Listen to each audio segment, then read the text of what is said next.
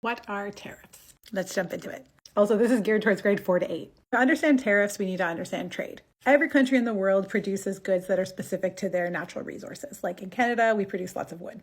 But then other places like, say, Ecuador produces a lot of bananas. Countries around the world trade their production by selling to other countries. For example, Canada doesn't grow bananas, so we import from countries that have the right climate to grow bananas, like Ecuador. And you can probably guess, import is when a country brings something in from another country, and export is when a country sends something out. So then what are tariffs? Tariffs are taxes, and these taxes can be imposed by a government on things that they export or import from another country. So let's just say a country decides to charge 25% tariffs on the wood that they get from Canada. Now, that $100 wood that they get from Canada, as an example, will now cost the consumer in the other country $125. So tariffs are not new. They're a regular part of the import-export global economy. Governments can use these to protect their own economy, or when trading with a country that supports unfair practices. The revenue from these tariffs can be used by governments to provide services like education or healthcare. When the tariffs are set too high, consumers in the country that set the high tariffs might not be able to afford the imported goods anymore. That would mean that consumers need to turn to another source of goods or limit their spending to be able to afford the imported goods. And that affects the economy of both countries involved. Many countries enter into free trade agreements. This helps facilitate the exchange of goods and trade, often limiting tariffs. For example, the EU countries don't have any duties or tariffs for all members of the Schengen area. And Canada has free trade agreements with many countries. For example, the CETA, which is the Canada-European Union Comprehensive Economic and Trade Agreement. Just a brief intro into what tariffs are, and we have this PowerPoint in both French and English, and we've made it free in case it's helpful for you or your learners. Also added a little quiz at the end. So if you go to twinkle.ca, you'll be able to find this resource in both French and English. And we really hope that's helpful.